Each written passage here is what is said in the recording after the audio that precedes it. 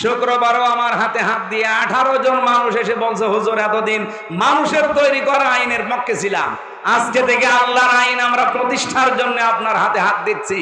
আমি বললাম কালেমা পড়ানো লাগবে? বলছে কালেমা পড়ানো লাগবে না, কালেমা জানি, এতদিন ভুল পথে ছিলাম। আল্লাহ রাব্বুল আলামিন বলেন, লা তাজিদু কওমান ইউমিনুনা বিল্লাহি ওয়াল ইয়াউমিল আখির ইওয়াদ্দুনা মান হাদ্দাল্লাহা ওয়া রাসূলাহ ইলা আখিরি আয়াত। সূরা মুজাদালার শেষের দিকে আছে, হে নবী আপনি এমন কোন জাতি, কোন ব্যক্তিকে দেখতেই পাবেন না যারা আল্লাহ এবং আখিরাতে বিশ্বাস করে। এই মানুষগুলোকে আপনি দেখতেই পাবেন না যারা আল্লাহ বিরোধী, তাদেরকে তারা ভালোবাসে, মহব্বত করে। এখন কিন্তু সময় বাংলাদেশে অলরেডি এইটা চলছে, হয় আপনি আল্লাহর দলে থাকবেন, নাই শয়তানের দলে, মাঝখানে কোনো দল নেই। এক কথা বলেন না কেন? হয় আল্লাহর আইনের পক্ষে থাকা লাগবে, নাই আল্লাহর আইনের বিপক্ষে থাকা লাগবে। এদেশে যারা আল্লাহর আইন কায়েম করতে চায় সে যারাই হোক, আমি আল্লাহর আইনের পক্ষে আছি। যারা আল্লাহর আইনকে বিশ্বাস করে না, এই জমিনে অন্য কোন মানুষের তৈরি আইন প্রতিষ্ঠা করতে চায়, সে আমার বাবা হলেও আমি তারে মানি না। এই জন্য দল এখন বাংলাদেশে দুইটা, হয় আল্লাহর দল নাই শয়তানের দল, সে যে নামে আসুক। এখন আপনার বিবেকে কি বলে আপনি দেখেন কোন দলে থাকবেন। আমরা যেখান থেকে তেলাওয়াত করেছি, যেহেতু সময় কম, তাফসীর করতে হলে অনেকগুলো মূলনীতি অনুসরণ করা লাগে। তার ভেতরে অন্যতম হচ্ছে যে আয়াত থেকে কথা বলা হয় ওই আয়াতের আগের আয়াত পরের আয়াতের সাথে সম্পর্ক কি। আজকের তেলাওয়াত কিন্তু আয়াত সূরা আরাফের 35-36 নম্বর আয়াত। আমাদেরকে আল্লাহ সতর্কবাণী দিচ্ছেন, ইয়া বানি আদম, হে বনি আদম সন্তান। আল্লাহকে বলেছেন হে মুসলমান সন্তান, হে মুমিন সন্তান না, হে বনি আদম সন্তান। এ বনি আদম বলতে পৃথিবীতে যত মানুষ আছে, সে যে ধর্মের মানুষ হয় হোক, সব আমরা আদমের সন্তান। এই জন্য এখানে যদি অন্য কোনো ধর্মের লোক এসেও থাকেন বা আওয়াজ যদি আপনার কানে যায়, আমি আপনাকে আহ্বান জানাচ্ছি আসেন, নয়তো আবার কিয়ামতের দিন বলবেন আল্লাহ তোমার আওয়াজ আমি শুনিনি, তোমার দাওয়াত আমার কাছে পৌঁছায়নি, এই জন্য তোমাকে আমি চিনতাম না। আপনাকেও আমি আহ্বান জানাচ্ছি, ইয়া বানি আদম, হে বনি আদম সন্তান, ইম্মা ইয়াতিয়ান্নাকুম রাসূলুম মিনকুম, যদি তোমাদের কাছে আসে তোমাদের মধ্য থেকে কোন রসুল। অগায় বান্দাবাসী বলেন তো, এখন নবী রসুল দুনিয়ায় আছে? আল্লাহ এখানে রসুলুন বহু বচন দিলেন, তাহলে কেন? এখন তো রসুল নেই, তাহলে রসুল দেওয়ার কথা ছিল এক বছর, বহু বচন দিয়েছেন এই কারণে। নবী রসুল হয়তো এখন নেই আর আশা কিয়ামত পর্যন্ত সম্ভাবনা, কিন্তু কিয়ামত পর্যন্ত বিশ্ব নবী যারা আল্লাহর নবীর উত্তরাধিকারী নায়েবে রাসূল আসবে, তারা কারা? আলেমরা। বলেন বলেন। নবীজি বলেন আল উলামা ওয়ারাসাতুল আম্বিয়া, আলেমরা আমার নবীর উত্তরাধিকারী ওয়ারিস। নবীজি যা করতেন আলেম বলে দাবি করলে তারই ওই কাজই করা লাগবে। আপনার বিবেকের কাছে আমার প্রশ্ন, গাইবান্ধাবাসী, এটা ইসলামের ঘাঁটি আমি জানি, সারা বাংলাদেশের ভেতরে দুইটা জায়গা ইসলামের ঘাঁটি বলা হয়, এটা গাইবান্ধা আর ওদিকে সাতক্ষীরা। কথা বলছেন এখানে? আপনাদের কাছে একটা ডিপলি কথা না বললে আপনারা বুঝবেন, তারপরও বলছে যে আলেম নবীর উত্তরাধিকারী, নবীজি সারা জীবন আল্লাহর আইনের পক্ষে কাজ করে, অথচ আপনি আলেম নাম নিয়ে মানুষের তৈরি করা আইনের পক্ষে কাজ করেন। আপনি আলেম না জালেম? এরকম জালেম দেশে নেই। কথা বলছেন আমার? এগুলো টাটকা নির্ভেজাল জালেম। হ্যাঁ, আপনাকে আল্লাহ এই দিন প্রচারের কাজে, দিন কায়েমের কাজে লাগায় না কেন? তারও কারণ আছে। আল্লাহু ইয়াজতাবি ইলাইহি মাইয়াশা ওয়া ইয়াহদি ইলাইহি মাইয়ুনিব। সূরা শূরার 13 নম্বর আয়াতের শেষের দিকে আছে, আল্লাহ পাক বলেন, আমি যাকে পছন্দ করি, নির্বাচিত করি, মনোনীত করি, আমি আল্লাহ যাকে ভালোবাসি এই মানুষটাকে ওয়াহদি ইলাইহি মা ইউনিব, তাকে দেখাই যেই লোকটা আমি আল্লাহর দিকে মন থেকে ফিরে আসতে চাই, তাকে আমি আল্লাহ আমার দিন কায়েমের কাজে লাগাই। সুতরাং দিন কায়েমের জন্য আপনাকে মনোনীত হওয়া লাগবে, নির্বাচিত হওয়া লাগবে, আর নির্বাচিত আল্লাহর কাছে হতে হলে ফিরে আসা লাগবে আল্লাহর দিকে। হয়তো আপনি এখন ওইভাবে ফিরে আসেননি মন থেকে, এই জন্য আপনার মতো আলেমকেও আল্লাহ দিন কায়েমের কাজে লাগায়নি। যারা আলেম আছে তাদেরকে বলছি, বলেন তো আমি কি আয়াত ভুল বললাম? এই আয়াতের আগের শব্দটার দিকে তাকালে আরো আশ্চর্য হয়। কাবর আলাল মুশরিকিনা মা তাদউহুম ইলাইহি, হে নবী আপনি যেদিকে মানুষকে ডাকেন দিন কায়েম করো জমিনে, এটা শুনলে সবচাইতে বেশি মন খারাপ হবে, রাগ হবে মুশরিকদের। কাদের? আমরা তো দিন কায়েমের কথাই বলি নাকি আমার বাবার আইনের কথা বলি?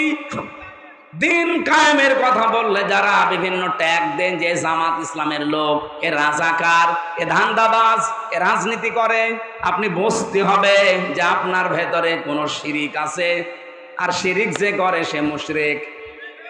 দিন কায়েমের কথা শুনলে যাদের রাগ হয়, মন খারাপ হয়, আপনি বিশ্বাস করতে পারেন যে আপনি মুশরিক। বলেন তো, এ দেশে নেই? অনেক আলেম পর্যন্ত আছে। আমি আর নিচে নামলাম না। আপনাকে যদি সত্যি আল্লাহ ভালোবাসে, আপনাকে যদি পছন্দ করে পৃথিবীতে, তাহলে আপনাকে এড়া ঘোড়া থাকতে দেবে না। ইন্নাল্লাহা ইউহিব্বুল্লাযীনা ইউকাতিলুনা ফি সাবিলিহি সাফফান কাআন্নাহুম বুনিয়ানুম মারসুস। অবশ্যই আমি আল্লাহ ভালোবাসি তাদেরকে যারা সীসা গলা প্রাচীরের মতো ঐক্যবদ্ধ হয়ে আল্লাহর দিন জমিনে কায়েম করার জন্য সংগ্রাম করে, লড়াই করে। তা আপনি আয়াত সারা জীবন পড়ছেন, আমিও তো দেখছি, কিন্তু আপনি তো কাজে নেই। দিন কায়েমের জন্য আপনার কোনো ভূমিকা নেই। এ দোষ শুধু আপনার না, কারণ আপনি মন থেকে ফিরে আসেননি, এজন্য আল্লাহ আপনাকে কাজে লাগায়নি। অথচ একজন সাধারণ মানুষ সে ছোটবেলা থেকে দিন বুঝেছে এবং ইসলামী আন্দোলন করে এই কারণে যে জমিনে দিন কায়েম করা নামাজ রোজার মতো ফরজ। এই জন্য ওই মানুষটা দেখেন আপনার মতো আলেম না, কিন্তু দিন কায়েমে অ্যাক্টিভ, ও মন থেকে ফিরে এসেছে, এই জন্য আল্লাহ তাকে কাজে লাগিয়ে দিয়েছে। আজকে আমি যেখানে ছিলাম খাবারে, বাড়িতে কোন বাড়ি জানি না, অনেকটা মাস্টার মানুষ, অথচ দিন কায়েমের জন্য লোকটা জেল পর্যন্ত খেটেছে। কত আলেম দেখলাম 15.5 বছরে বাতিলের 5 আটা গোলামি করে জীবনযাপন করেছে। আমি কি বেশি বললাম? আপনাকে আল্লাহ মনোনীত করেনি কারণ আপনার মন নেই। আর দিন কায়েমের কথা, আল্লাহর বিধান কায়েমের কথা বললে যদি রাগ হয় আপনার মনে, মনে খারাপ হয়, আপনি ধরে নেবেন যে আপনার দ্বারা কোনো না কোনো শিরিক হচ্ছে, আর শিরিক হলে আপনি মুশরিক। আপনার কাছে জীবনেও দিন কায়েমের কথা ভালো লাগবে না।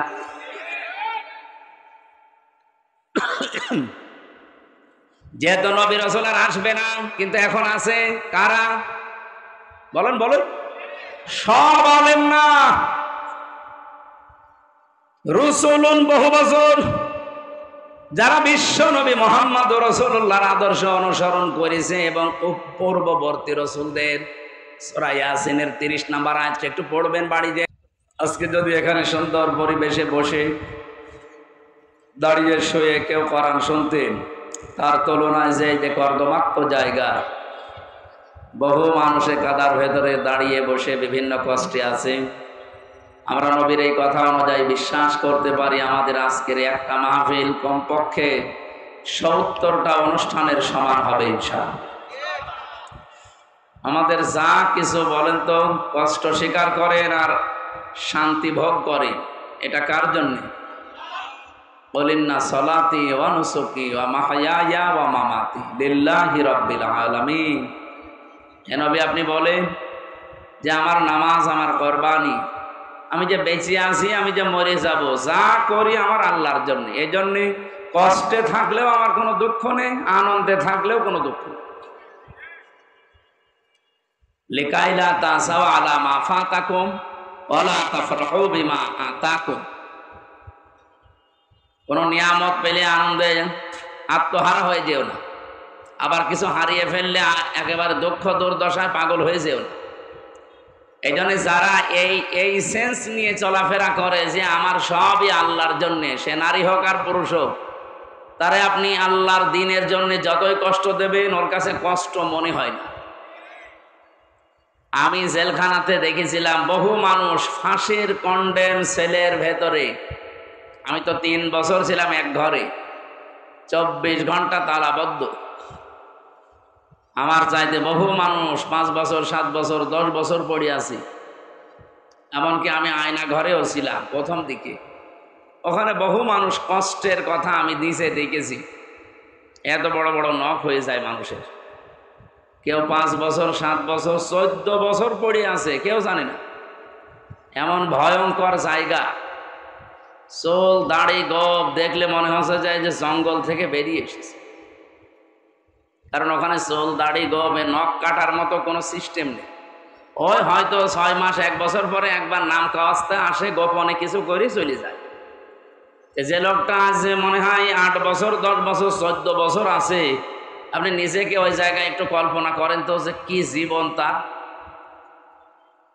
কোনো আওয়াজ পাবেন না, কোনো আজানের আওয়াজ নেই, মানুষের আওয়াজ নেই, খালি গাড়ি ঘোড়ার হালকা আওয়াজ পাওয়া যায়। ওপর দিয়ে মনে হয় গাড়ি যায়। একটা মানুষ জানে না যে তার নাম কি, ও ভুলে গেছে। কারণ কেউ তার নাম ধরে ডাকে না। আজ 12-14 বছর ওর নাম ধরে কেউ ডাকে না, তো ওর নাম মনে থাকবে কি করে? এমনকি এই মানুষটা এখন যে কোন বছর চলছে, এটা কোন মাস, এটা যে কোন দিন কয়টা বাজে, ও কিচ্ছু জানে না। আমি মাঝে মাঝে আমারে যখন রিমান্ডে নিয়ে আসতো, আমি দেখেছিলাম এই যে দেওয়ালের সাথে এই বড় বড় নখ দিয়ে খুশিয়ে খুশিয়ে তারা লিখে রাখতো, মোবাইল নাম্বার দিয়ে। বলতো যে ভাই এই নাম্বারটা একটু জানাবেন, কেউ যদি বাইরে যেতে পারে যে আমি বেঁচে আছি, এতটুকুই। আর এমন এমন পাহারাদার আমাদের কপালে জুটত। গোবিন্দ পরামানিক, গৌতম কুমার, এরপরে দেবদুলাল, আশিক ভট্টাচার্য। এই যা বলছে সব তো আল্লাহর ওলি নাকি? এর কাছে কোনো আলেম জালেম আছে? এর কাছে আলেমই কি আর জালেমই কি? ও আরো আলেম দেখলে অত্যাচার বাড়িয়ে দিত। যদি একটু নামাজের কথা বলতাম যে ভাই কয়টা বাজে, একটু নামাজ পড়বো, নামাজ পড়লে এখানে কি? নামাজ পড়লে এই জায়গায় থাকা লাগে না? আল্লাহ সম্পর্কেও আজে বাজে ধারণা তাদের, যে নামাজ পড়ে যদি ভালো থাকা যায় তা কি করে কি উনি বসে বসে? বলেন তো, এ কথার কোনো জবাব আছে মায়ের ছাড়া? কিন্তু মায়ের বউ কি করি? এই পায়ের ভেতরে এইভাবে হাত দিয়ে, সামনে যে লোহার ব্যারিকেড দেওয়া আছে খাঁচা, ওর সাথে 24 ঘন্টা এমনিতেই বেঁধে রাখ না, পায়ের ভেতর দিয়ে হাত দিয়ে এভাবে বেঁধে রাখে তালা দিয়ে, হ্যান্ডকাপ লাগিয়ে। এই যে মানুষ শুয়ে থাকে, এটা যে কত বড় নিয়ামত আমি টের পেয়েছি। আমার পিঠের এই পেছনে যে দাঁড়া আছে, এটা ব্যথা হয়ে আছে এখন। এবারে মাঝে মাঝে শুয়ে থাকলে আমি 60-65 হয়ে ঘুমিয়ে থাকি। আমার ম্যাডাম মাঝে মাঝে আমারে বলে যে এইভাবে ঘুমাও মানে?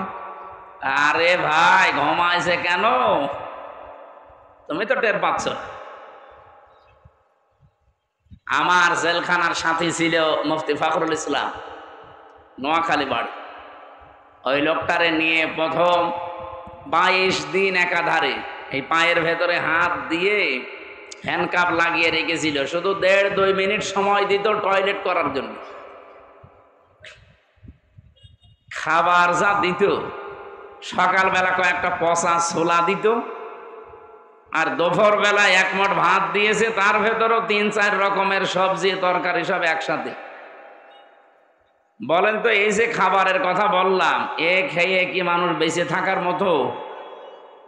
খেলে খান, না খেলে যান, কিছু বলতে পারবেন না, ওই দূর থেকে ঠেলা মেরে দেয়।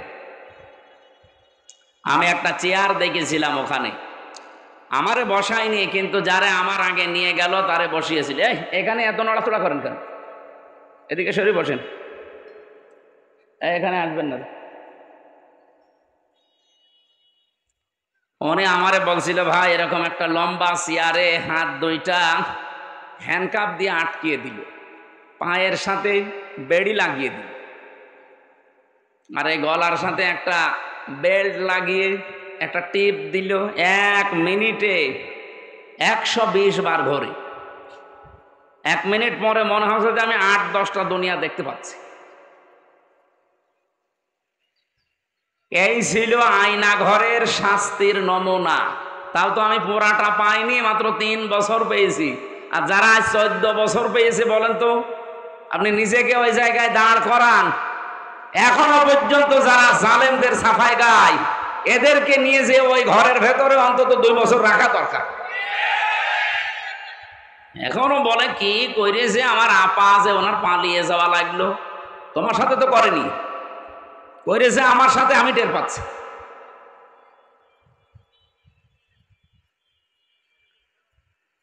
তিনটা বছর আমি এই যে এখন আসলে যেখানে আমারে ঘুমাতে দেয়, আমি সাটমাট হয়ে থাকি, কারণ আমার শুয়ে থাকা এটা যে কত বড় নিয়ামত, আমি যারা ভিকটিম তারা টের পায়।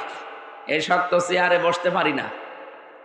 এত টর্চার করেছিল, আমার মাথার চুল থেকে পায়ের তালু পর্যন্ত 1 ইঞ্চি জায়গা বাকি নেই যেখানে টর্চার করে না।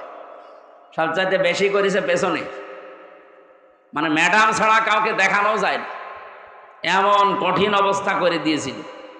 এজন্য স্বাভাবিক হতে আস্তে আস্তে অনেক সময় লাগবে। আমি ডাক্তার দেখিয়েছি, ওনারা বলছে যে ধকল গেছে 3.5 হাত বডির ওপরে, এখনো অনেক সময় লাগবে স্বাভাবিক হতে। আপনার পর্যাপ্ত ঘুম দরকার। আর আপনারা যেভাবে আরম্ভ করেছেন জেল থেকে বের হয়ে, দিনে নেই রাতে নেই, প্রতিদিন এইভাবে, এখন মাহফিলের সময় না, তারপরেও নিয়েছেন।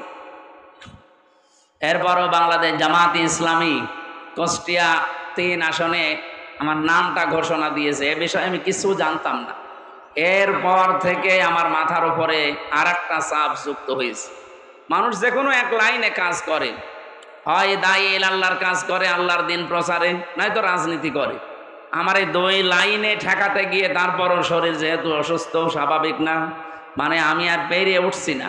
আজকে বাড়ি চলে যেতাম, কিন্তু আপনাদের এই ছেলেটার খালি এর মুখের দিকে তাকিয়ে আমার কষ্ট করে আজকে থাকা। কালকে সকাল থেকে ফজরের পর থেকে সন্ধ্যা পর্যন্ত রাজনৈতিক অনুষ্ঠানগুলো আছে কুষ্টিয়া। আমার যেহেতু একটা আসন বিশাল বড়, 2 থানা মিলে, সেই হিসাবে আমার কষ্ট করা লাগছে অনেক। তারপরও আজকে রাতের বেলা মনে হয় মাহফিল আছে কোনে জায়গায়, জয়পুর হাটে, কালায়।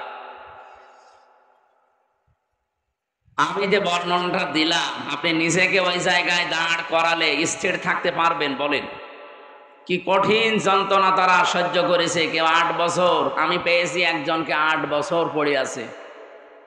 এই যে ব্যারিস্টার আরমান, এও তো 8 বছর ছিল। আমান আজমি ভাই 10 বছর ছিল। আমি 14 বছরের কথা শুনেছিলাম, যেখানে 14 বছর পড়ে আছে। এখন এই যে শয়তানগুলো বলে যে আয়না ঘর বলে কিছু নেই, পরে আমার সাথে দেবেন, পরে আমি নিয়ে যাব ওই মেন্টো রোডে মাটির নিচে। আমার 11 ঘন্টা টাঙিয়ে রেখেছিল। আপনি বলেন তো কি দোষ ছিল আমার? আমি আপনার মেয়ের দিকে কি খারাপ নজরে তাকিয়েছিলাম? কি করেছিলাম বলেন? কোরআনের সঠিক কথাগুলো বলতাম, এইটাই আমার অপরাধ। কথা বলেন না কেন? এত কষ্টের পরেও কিছু মানুষের মুখে আমি হাসি দেখতে পেয়েছিলাম, শুধু একটাই কারণে, যতই কষ্ট দেন এই কষ্টটা আল্লাহর জন্য।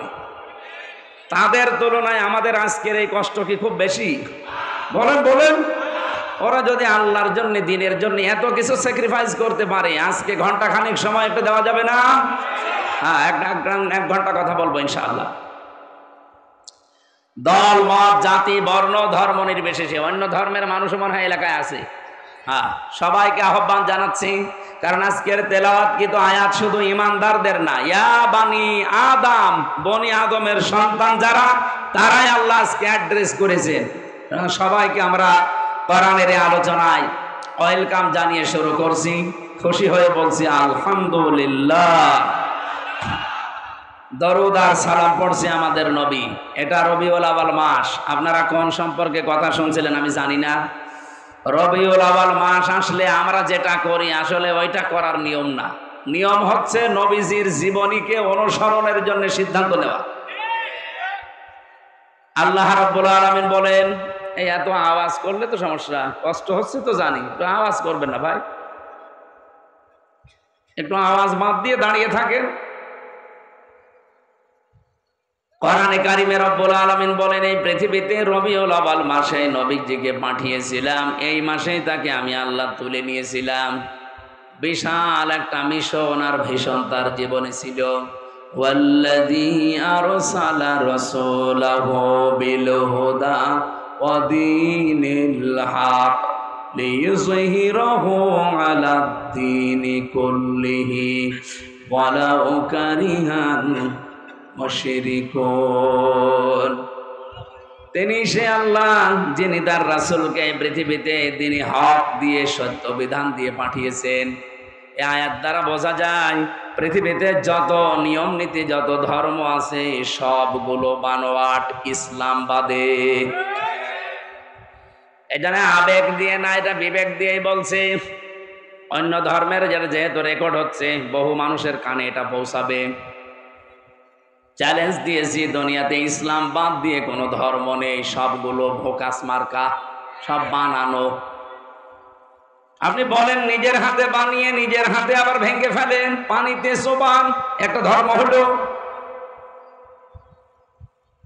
একটু যদি কারো বিবেকে কাজ করে, আমার মনে হয় পৃথিবীতে ইসলাম ছাড়া সে অন্য কোনো ধর্ম মানতেই পারে না। সেদিন যশোরের এক অধ্যাপক কলেজের, মানে বিসিএস ক্যাডার, ওনারে বলেছিলাম যে স্যার আপনি একটা হিন্দু মানুষ, আমার যে মুসলিম ধর্ম কোরআনে কারিম আছে, আপনাকে আমি মুসলমান হতে বলি না, কিন্তু আমার কোরআন আপনি একটু পড়বেন। কোরআন আমি ইংরেজি এই ভার্সনটা দিয়ে বলেছিলাম যে মাত্র একবার বুঝে বুঝে শেষ করবেন। আপনি তো আর আরবি পড়তে পারেন না, আর আপনি বিসিএস ক্যাডার, আপনি ইংরেজিতে পড়েন। 3 মাস পরে দেখি আল্লাহরে বান্দা নিজের থেকেই মুসলমান হয়ে গেছে। এই জন্য পৃথিবীর যে কোনো ধর্মের মানুষেরা আমাদের চ্যালেঞ্জ। আপনি খুব কম দেখবেন মুসলমান থেকে অন্য ধর্ম গ্রহণ করে, খুব কম, 2-1টা। কিন্তু অন্য ধর্ম থেকে প্রতিনিয়ত মুসলমান হচ্ছে 1টা 2টা না, হাজার হাজার। গত পরশুদিন আমি কুষ্টিয়া ছিলাম, আজকে রবিবার না, শুক্রবারে। কুষ্টিয়াতে সবচাইতে বড় মন্দির আমার পাশের ইউনিয়নে, ওখানকার সভাপতি যিনি, আমি দেখতে গিয়েছিলাম পূজা মণ্ডপটা। ওখানকার যে সমস্ত দায়িত্বশীল মানুষদের সাথে কথা বললাম, 100 ঘর হিন্দু তারা আছে, তারা এক বাক্যে এবার বলেছে আমরা ইসলামকে এই দেশে চাই।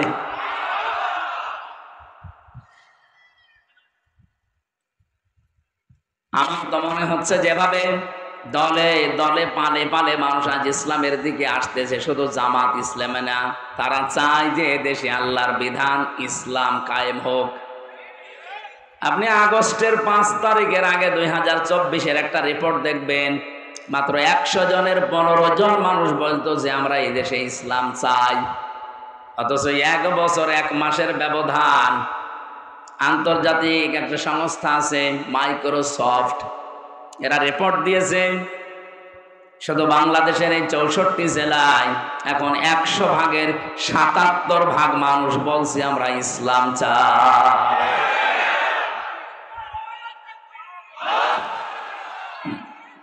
কথা শোনো, এই যে রিপোর্ট যারা দিয়েছে এরা কি মুসলমান? খ্রিস্টান। ওরা আমাদের জাত শত্রু, অথচ কি রিপোর্ট দিয়েছে। তার মানে এখান থেকে বোঝা যাচ্ছে এই দেশে এখন একটা জোয়ার অলরেডি এসে গেছে, আর জোয়ার যদি আসে কিছু না কিছু তৈরি করে যায়। এখন এই যদি ঝড় ওঠে, বলেন তো যে সমস্ত পাতা আছে ঝরে পড়েছে, এ পাতা থাকবে না উড়বে? এখন যে ঝড় সারা বাংলাদেশে চলছে,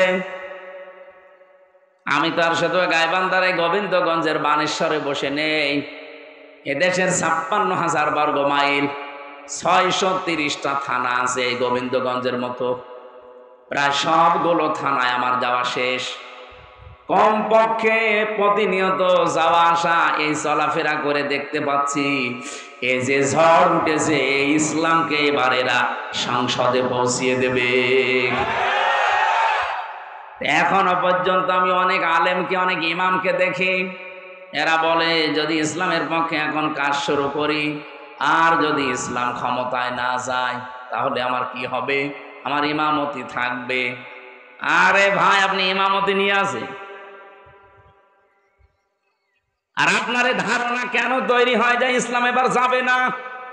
92% মুসলমান এখানে। আমরা এতদিন যাই টাল মাতাল ছিলাম, দদুল্যমান অবস্থায় ছিলাম এদিকে ওদিকে, এখন আমরা কিন্তু সব এক হয়ে যাচ্ছি। কারণ ফ্যাসিস্ট জালেমরা যেহেতু নেই, কিছু মুনাফিক আছে, এগুলো আশা করছি থাপ্পড় দিলে ভালো হয়ে যাবে।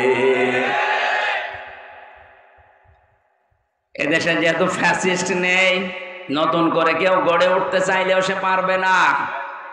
নেপালের দিকে তাকান, মন্ত্রীদের ধরে পানির ভেতরে চুবাচ। আর আমার তো নিজের দেখায় 1 বছরে আমি বাইরের দেশে যেগুলো সফর করে আসলাম, জালেমরা কেউ ভালো নেই। কিছুদিন আগে আমার সফর ছিল থাইল্যান্ডে, মালয়েশিয়া, সিঙ্গাপুরে। যে হোটেলে উঠি দেখি নিচে নেমে 2 জন চা খাচ্ছে। কি গো হুজুর, দোয়া করেন। আগেই পালিয়েছি। দোয়া করবো মানে? আপনি হোটেলে আছেন কেন? আপনার না 620টা বাড়ি, আপনি এখানে আছেন কোন কারণে? এখানে বিল কত প্রতিদিন? আমার বলছে হুজুর 3 তারিখের পরে 4 তারিখে দেখলাম ভাব ভালো না, এই জন্য রাতেই টিকিট কেটে চলে এসেছি। আপনি এখানে আছেন, আপনার বাড়ি নেই।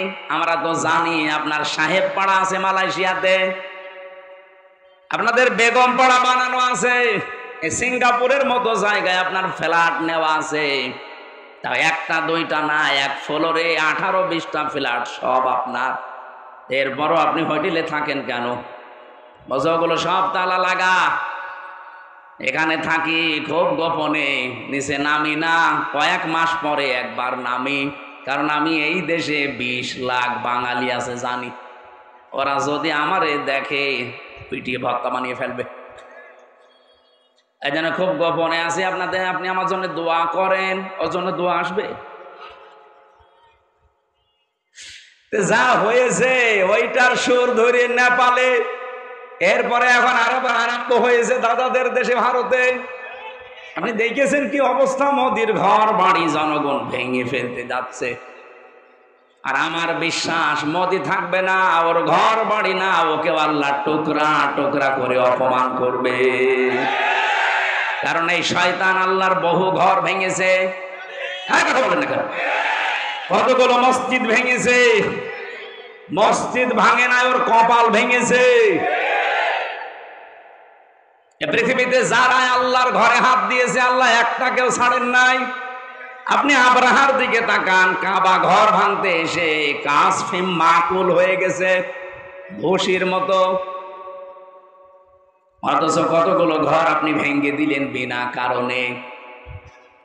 আমার বিশ্বাস আল্লাহর ঘর যারা টুকরা টুকরা করে ফেলেছেন, সেই দেশকে আমার আল্লাহ আস্ত রাখবে না, নিজেদের ভেতরে গন্ডগোল লাগিয়ে টুকরা টুকরা করে দেবে। শিক্ষা নেন।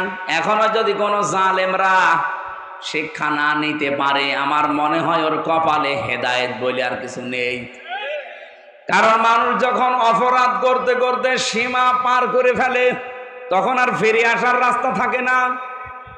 আমরা তো এইটাই দেখতে পাচ্ছি, বহু মানুষ এখনো ওদের থেকে শিক্ষা না নিয়ে এখনো পর্যন্ত সেই ইমানদার আমলে সে চিন্তা ভাবনা চালিয়ে যাচ্ছে। ওরা করতো গোপনে, এরা করছে প্রকাশ্যে। অনেকে বলে যে এতদিন আমি খেতে পারিনি 15 বছর, এই জন্য খাচ্ছি। 15 বছর তো আমিও খাইনি। কথা বলছে না কেন? আমি খেয়েছি। অপরন্ত আমার বাবার কত টাকা তারা খেয়েছে। আমার ধরার পরে বলেছিল আমার বাবারে যে 10 লাখ টাকা আজকেই দেবেন, নাই তো রিমান্ডে নিয়ে শেষ করে দেব। আমি যেহেতু এক বাবার একটা ছেলে, বাবা এদিক ওদিক করে তাড়াতাড়ি 8 লাখ দিয়েছে, এবারে কিছু বলবেন না। ও শয়তানরা টাকাও নিয়েছে, অত্যাচারও করেছে, আবার মামলাও দিয়েছে। বলেছিল যে আমরা আর মামলা দেব না, কথা একটাও ঠিক রাখে না। কোথায় যে আছে এই শয়তানগুলো আমি বহু খুঁজি, কিন্তু ওদের কোনো হুদিস নেই। বিশেষ করে এই কাউন্টার টেরোরিজমের এই যার সন্তান আসাদুজ্জামান, এরে আমি যদি কোনোদিন সত্যি পাই, ওরা আমি আর একবার মুসলমানই দেব। ও শয়তান নামে মুসলমান, আমার মনে হয় আর মুসলমানই এখনো দেওয়া হয়নি। তাছাড়া এইরকম খারাপ কথা বলতে পারে। আমি যাই হই, আমার অপরাধও থাক, আমার নামের আগে একটা আলেম লেখা আছে না? কি ওখানে দেখতে পাচ্ছেন না মাওলানা মুফতি লেখা নাই?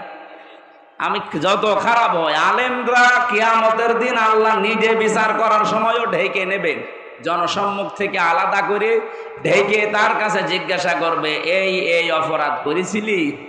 স্বীকার করার পরে বলবে, যা গোপনে মাফ করে দিলাম, কাউকে বলবি না। এত সম্মান দিয়েছে আল্লাহ নিজে। আর এই শয়তানগুলো, ওরা আলেম পেলে মনে হচ্ছে যে মানে সে খ্যাপা কুকুরের মতো হয়ে গেছে। অন্য মানুষকে তো টর্চার করতো, হুজুর পেলে ওর টর্চার আরো বেড়ে যেত। কি করলেন আপনি এগুলো করে? এখন তো নিজের বাড়িও থাকতে পারেন না, দেশেও থাকতে পারেন না, কোথায় আছে শয়তানও জানে না। আমি বহু খুঁজতেছি, একটারও পাইনি। আমার রিমান্ডে 11 জন দায়িত্ব ছিল, এই শয়তানগুলোর একটাও পাচ্ছি না। আমি যদি পাই কাউকে, আমার বাবার ওই টাকা তাদের কাছে আমি আদায় করিনি।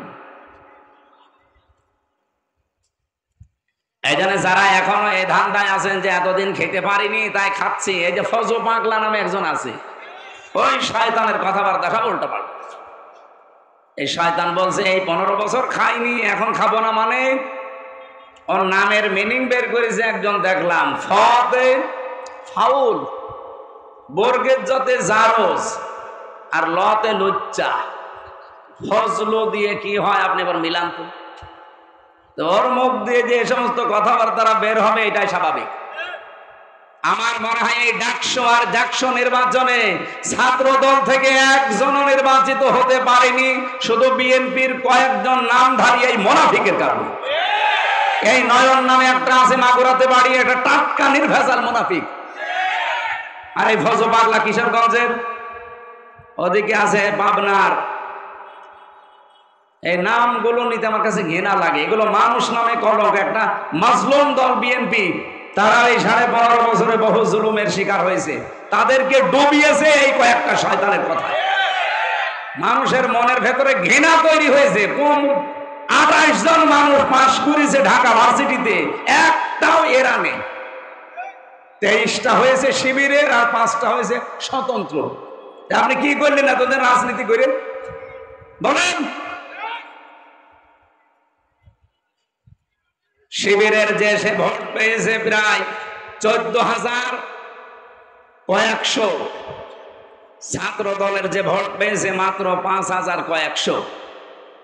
এখনো পর্যন্ত মানুষগুলো যদি তার বিবেককে কাজে না লাগায় যে কি কারণে আমরা হারলাম দেখি তো। না, ওরা এখন দোষ চাপিয়ে দিচ্ছে যে ছাত্রলীগ ভোট দিয়েছে শিবিরকে, এই কারণে তারা জিতে গেছে। আপনার কাছে কি মনে হয় ছাত্রলীগের চাইতে জাতীয় দল যিনি আছেন ছাত্র দলের, সে যদি 5,000 পায়, শিবির পেয়ে সে 14,500 মনে করেন, তাহলে কত কম বেশি হচ্ছে?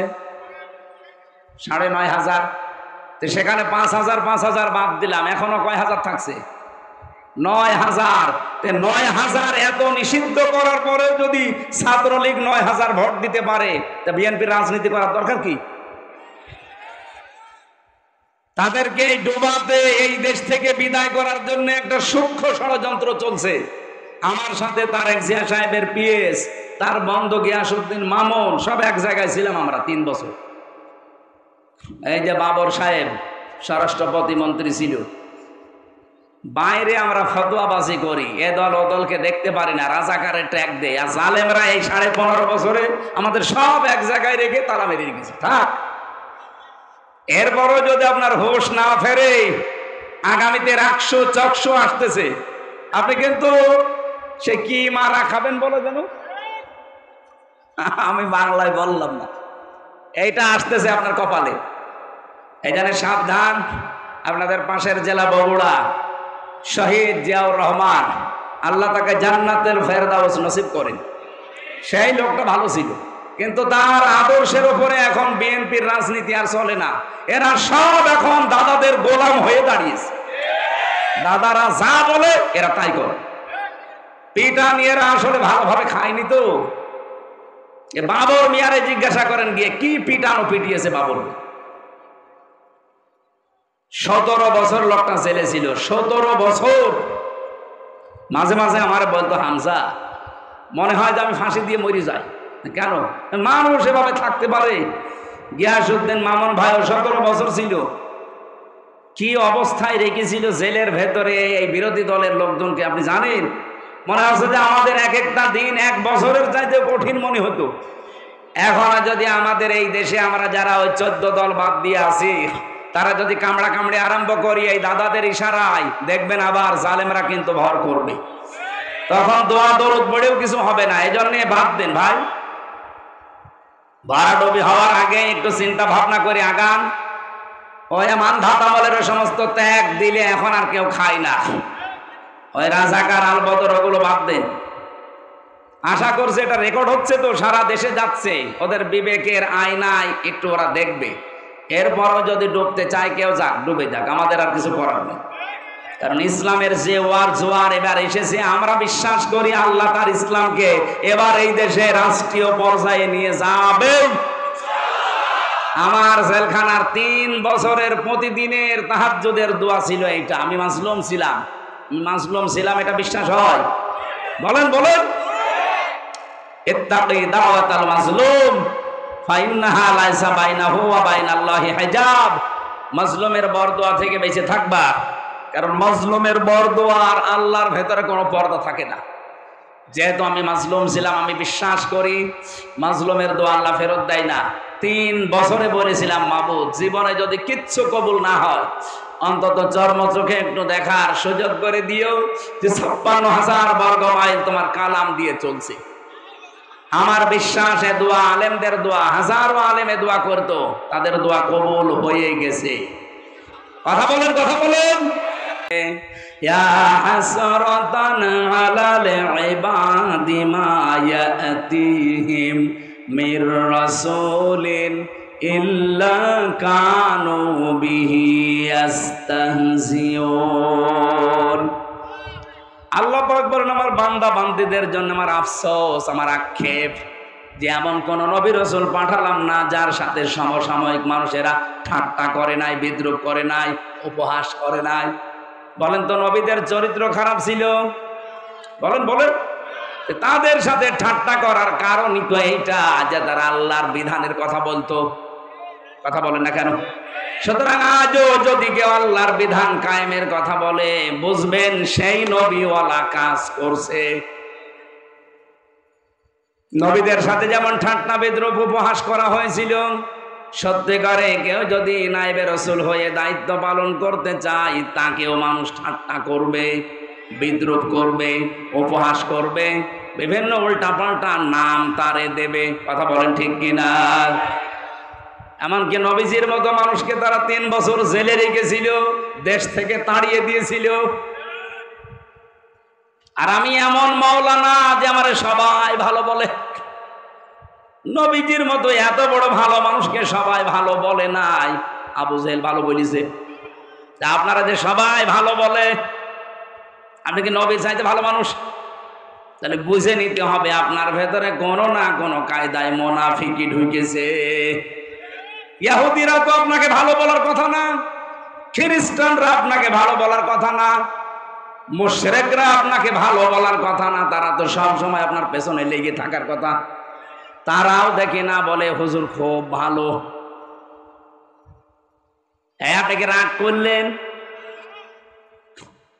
আল্লাহ এখানে দিয়েছে রসুল মিনকুম, তোমাদের ভেতর থেকে রসুল আসবে। যেহেতু এখন নবী রসুল আর নেই, সুতরাং বিশ্ব নবীর নায়েব তারা, যারা তাদের এলেম অনুযায়ী নবীদের মতো রসুলদের মতো কাজ করছে। কি করেছে তারা? ইয়াকুসসুনা আলাইকুম আয়াতি। এই মানুষগুলো আল্লাহর আয়াত বর্ণনা করতো, আল্লাহর আয়াতগুলো তেলাওয়াত করে মানুষদেরকে শোনাতো বর্ণনা করে করে।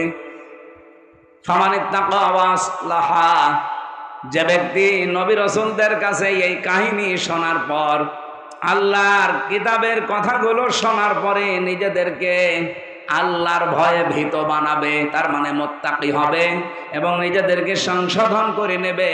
ফালা খাউফুন আলাইহিম, তাদের কোনো ভয় নেই। ওয়ালা হুম ইয়াহজানুন, কোনো চিন্তাও নেই। গাইবান্ধাবাসী আমি নিজের থেকে বলছি না, সব কোরআন থেকে কোট করা। সুতরাং এই মুহূর্তে যে বিষয়টা আসতেছে সামনে, আমরা তো নবী রাসূলদের দায়িত্ব যেভাবে পালন করা 100 ভাগ পারবো না, যতটুকু পারছি চেষ্টা করছি। আল্লাহর কোরআনের তেলাওয়াত কিন্তু আয়াতগুলো পড়ে পড়ে ব্যাখ্যা করলে আপনি নিজেকে সংশোধন করে নেন। এতদিন আপনার ভেতরে সুদ ছিল, আপনি এখন ছেড়ে দেওয়ার সিদ্ধান্ত নিয়ে নেন। এলাকায় সুদ আছে কিনা আমি জানি না, আমার মনে হয় ওয়াজ এলাকার জন্য না। এই যে 1000 টাকা ছেড়ে রাখে মাসে মাসে, বছরে বছরে 100 টাকা করে বেশি পায় না, মাসে না বছরে ভাই? মাসে, সপ্তাহেও নেয়। এই যারা এটা করেন, আপনি কি না জেনে করেন না জেনে করেন? আপনি যদি জেনে এই কাজটা করেন তাহলে আপনার মায়ের সাথে আপনাকে জেনা করা লাগবে। হ্যাঁ, একই জিনিস। সুদ খাওয়া আর মায়ের সাথে জেনা করা একই জিনিস। আপনি তো জীবনেও এই কাজ করতে রাজি হবেন? কোন পাগলও রাজি হবে তার মায়ের সাথে? বলেন বলেন। অথচ হাজারো নামাজি মুসলমান দাবি করে দেদারছে সুদ খাচ্ছে। এটা ওয়াজের দ্বারা বন্ধ হওয়া জীবনও সম্ভব না, এটা বন্ধ হওয়া সম্ভব আল্লাহর আইনের দ্বারা। আমরা এইটাই চাচ্ছি ভাই, এই আইনটা আপনি জায়গা মতো নিয়ে যান, শুধু কায়েম করে দেন। বলে না সুদ ছাড়া ব্যাংক চলে, সুদ ছাড়া চলা যায় কেন? সুদ ছাড়া ব্যাংক চলছে না সৌদি আরবে? আপনি আল রাজি ব্যাংকের দিকে তাকান তো, চলছে না? সুদ ছাড়া ব্যাংক এই আফগানিস্তানে চলছে না? চলবে না মানে? এটা শুধু কায়েম করে দেওয়া দরকার, আইন পাশ করে। মানুষ অভ্যাসের দাস, অভ্যাস তৈরি হয়ে গেলে এমনি পরিবর্তন এসে যাবে। এটা ওয়াজের দ্বারা যদি হয়তো, মাওলানা সাইদি 50-60 বছর ওয়াজ করেছে, একটা শুধু বন্ধ করতে পেরেছে? উনি একটা শিরিক বন্ধ করেছিল সংসদ থেকে। সংসদে আগে যাওয়ার আগে মাথা নিচু করা লাগতো। উনি বলেছেন আল্লাহ ছাড়া কারো সামনে মাথা নত করা জায়েজ নেই, সে যেই হোক। সুতরাং এই শিরিক মুসলমানের দেশে চলতে পারে না। স্পিকার বলেছিল যে সাইদি সাহেব এটা তো এইভাবে হয় না, আপনি বিল পাস, হাত উত্তোলন করতে বলবো, আপনারা যদি 300-র ভেতরে 151 জন হাত তুলতে পারে এই বিল পাস হয়ে যাবে। ওই দিন পাস হয়ে গেছে। আমরা চাই এই যে 300 এমপি এবার যাবে, 151 জন যদি এবার কোরআন বুকে নিয়ে যেতে পারে, ইসলামের যত নিয়ম আছে ফরজ বিধান সব শুধু বলবে আপনারা হাত তোলেন। ডাক্তার আব্দুর রহিমের মতো এই গাইবান্ধা জেলায় আরো যারা আছে, এই মানুষগুলো যদি একবারে ওই দিন বলে হ্যাঁ আমরা নামাজের পক্ষে, আমরা যাকাতের পক্ষে, আমরা ন্যায় অন্যায়ের বিপক্ষে, এরকম কথা যদি বলে না, প্রতিদিন দেখবেন আল্লাহর একটা একটা করে বিধান পাশ হয়ে যাচ্ছে। 5 বছর লাগবে না, মাত্র কয়েক বছরের ভেতরে বাংলাদেশ মিনি জান্নাত হয়ে যাবে। বাইরের দেশগুলোতে গিয়ে আমি দেখেছি আল্লাহর বিধান সেখানে পুরাপুরি চলে না, কিছু চলে, কিন্তু তাদের আইনের প্রতি শ্রদ্ধা থাকার কারণে কোনো ডাকাতি নেই, কোনো চুরি নেই, খাদ্যে ভেজাল নেই। আমি মালয়েশিয়াতে 12 দিন থাকলাম কয়েকদিন আগে গিয়ে, একটা হাসি পর্যন্ত আসে না, কারণ খাদ্যে ভেজাল দিতে কেউ যদি ধরা পড়ে সঙ্গে সঙ্গে তারা মেরে ফেলবে। আর আমাদের কি হয়, খাদ্যে ভেজাল দেয়, ধরা পড়ে 3 মাসের জেল দেয়। ও 3 মাস জেল খেটে এসে খাদ্যে যা ভেজাল দিয়েছিল ডবল করে দেয়। আপনার হাসি হবে না, কাশি হবে না, আপনার শরীর খারাপ হবে না, হবে কার? মালয়েশিয়া বাংলাদেশের চাইতে প্রায় কমপক্ষে 7 ডবল বড়। শেষ করে দেব, এগুলো পরে দিয়ে, এখন তো সময় আছে। এত বড় বিশাল দেশ, যেখানে আমার প্রতিদিন জার্নি করা লাগতো কমপক্ষে 1-1.5 2,000 কিলোমিটার। তার মানে এরকম বাংলাদেশ পুরাটা 2 ডবল শেষ করি যে একটা মাহফিল। এ বাংলাদেশে মাথা থেকে ও মাথা 1150 কিলোমিটার মাত্র। 2000 কিলোমিটার 2200 কিলোমিটার যদি রান করা লাগে, পুরা বাংলাদেশের কয় ডবল? এত দূর যে একটা মাহফিল করতাম। রাত নেই দিন নেই গাড়ি চলছে, শুধু পাহাড়, মরুভূমি, পাথর আর ওই পাম গাছ ছাড়া কিচ্ছু নেই, খালি জঙ্গল। রাত 2টা-3টার দিকে যাচ্ছে, ড্রাইভার আমারে বলছে, হুজুর কোনো চিন্তা নেই, শুধু আল্লাহ ছাড়া কারো ভয় নেই, কেউ আসবে না সামনে। ওই রকম একটা দেশ আমরা দেখতে চাই না? এটা কি মানুষের তৈরি করা আইনে সম্ভব? আল্লাহর আইন লাগবে। এই 54 বছরে আমাদের ধোঁকা দিয়ে বোকা বানিয়ে রেখেছে এই দেশের নেতারা। তারা ঠিকই তাদের স্বার্থ সিদ্ধি করেছে, তাদের ছেলে মেয়েদের ঠিকই লন্ডন আমেরিকায় পড়ায়, আর দেশে মরিয়ে আমরা নিজেরা। এবার আর এই পাগলামি করব না। কি কথা বলেন না কেন? আপনি একটা বারের জন্য কোরআনের হাতে একটু তুলে দেন, দেখেন এই দেশও মালয়েশিয়ার মতো দাঁড়িয়ে যাবে। আজকের মাহফিলে যে আবু বকর সিদ্দিক আলহাজ, উনি টাকা দিয়েছেন, 500 টাকা দিয়েছে, আবার নাম লিখে দিয়েছে। আলহাজ লিখা আছে না নামের আগে, তো 5000 টাকা দেওয়ার কথা। এরকম হাজি যারা আছেন, হাজি অবশ্যই ধনী মানুষ, নয় তো আপনি এত টাকা খরচ করে হজ করতেন না। সাধ্য যদি থাকে আপনার কোরআন প্রচারে, আপনার সম্পদ, আপনার সময়, আপনার বিবেক ব্যয় করবেন। কারণ কোরআনের পেছনে যা ব্যয় হয় কিয়ামতে তার হিসাব আল্লাহ নেয় না। এজন্য আশা করছি পুরা জীবনটাই যেন কোরআন কেন্দ্রিক ব্যয় হয়। মেয়েরা যারা এসেছেন, এই আয়াতের পরবর্তীতে কিছু কথা আমরা বলতাম। আজানের সময় হয়ে যাচ্ছে, তাড়াতাড়ি করছি। আমার গাড়ি এখানে এসেছে, ওখানে মেয়েদের একটা বই লিখেছিলাম জেলখানায়। দাম্পত্য জীবনে যে স্বামী স্ত্রীর মারামারি, গন্ডগোল, সমস্যা, এর সমাধান কি করে করা লাগে ওটা দেওয়া আছে। ওটা যাওয়ার সময় আপনার বউর জন্য একটা করে নিয়ে যেন, কাজে লাগবে। আমি আজকে আর নামাজের দিকে তাকিয়ে চালাতে পারছি না, কারণ এখন আর 4-5 মিনিট আছে আজান।